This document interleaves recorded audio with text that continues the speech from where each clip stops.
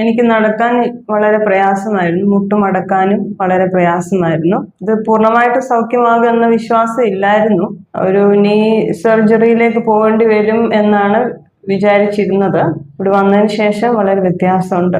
വന്നപ്പോൾ എനിക്ക് നടക്കാൻ ഒത്തിരി പ്രയാസം ഉണ്ടായിരുന്നു. എന്നാൽ ഈ എക്സസൈസ് ചെയ്തതിന് ശേഷം ഒത്തിരി റിലീവ് ആയതായിട്ട് തോന്നി.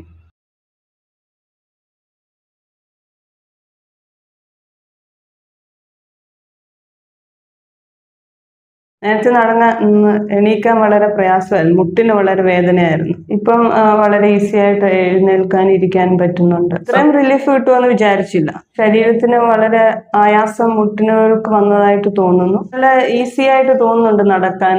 അതുകൊണ്ട് ഇച്ചിരൂടെ നേരത്തെ ആയിരുന്നെങ്കിൽ ഇച്ചിരൂടെ നല്ലതായിരുന്നു. ആൾക്കാരൊക്കെ ചോദിക്കുമായിരുന്നു കാലിന് എന്താ പ്രയാസം എന്ന് ചോദിക്കുമായിരുന്നു. ഇപ്പം വളരെ വ്യത്യാസമുണ്ട്. ഇത് മെയിൻറ്റെയിൻ ചെയ്യണമെന്ന് ആഗ്രഹമുണ്ട്. ഈ ഒരു രീതി വളരെ നല്ലതാണ്. പരീക്ഷിച്ചാൽ അത് പ്രയോജനപ്രദമായിരിക്കും എന്നാണ് പറയാനുള്ളത്. അവിടെ വന്നപ്പോഴും പൂർണ്ണമായിട്ട് എനിക്കും വിശ്വാസം ഉണ്ടായിരുന്നില്ല.